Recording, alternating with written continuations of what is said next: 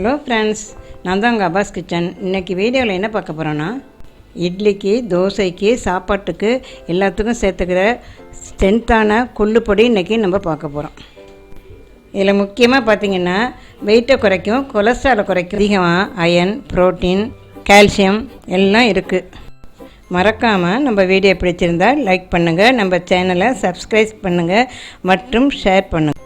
வாங்க வீடியோக்குள்ளே போவோம். தேவையான பொருட்கள்: மிளகாய் 5, கொள்ளு 1 கப்பு, கடலைப்பருப்பு 2 டேபிள் ஸ்பூன், உப்பு ருசிக்கேற்ப, ஜீரகம் அரை டேபிள் ஸ்பூன், பூண்டு 10, பெருங்காயம் 1 டீஸ்பூன். இப்போ ஒரு தவாவில் நம்ம எடுத்து வச்சுருக்க கொள்ளு அதில் போட்டு லேசாக வருங்க. கொள்ளு நல்லா செவந்து வறுபட்டுருச்சு. அதை எடுத்து ஒரு பாத்திரத்தில் எடுத்து வச்சுருங்க. மறுபடி தவாவை அடுப்பில் வச்சு இந்த கடலைப்பருப்பை வருங்க.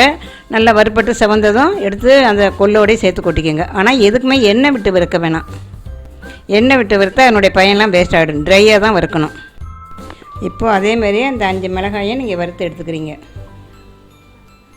இப்போது மிளகாய் கொஞ்சம் வறுந்த பிறகு ஜீரகம் போடுங்க. அடுத்தது பூண்டு.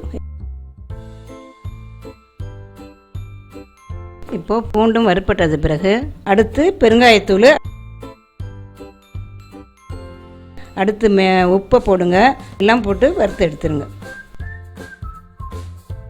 எல்லாம் மிளகாய், பூண்டு, பெருங்காயத்தூள் எல்லாம் செய்கிற மாதிரி நல்லா வதக்கிட்டு எடுத்து அந்த கொள்ளுலேயே கொட்டிடுங்க.